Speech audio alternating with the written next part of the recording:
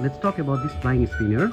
It is marked as a hand-free flying spinner toy which returns in your hand without remote control. That means you don't need a remote control to fly this flying spinner. You'll get a chargeable battery and you need to charge it for around 15 to 20 minutes before you fly this flying spinner. It has a RGB light which looks very cool at night. If you want to purchase this flying spinner, you can go through the link from the description below. If you have any queries about this flying spinner, you can comment us below.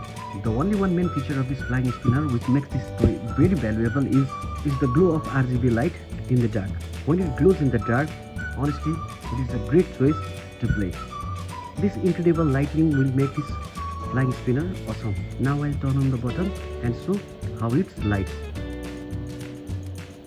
Here you can see the light is. But it will be more awesome when the light is off or it will be dark.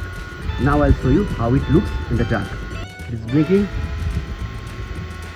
and it looks very awesome when it glows and rotates in the dark.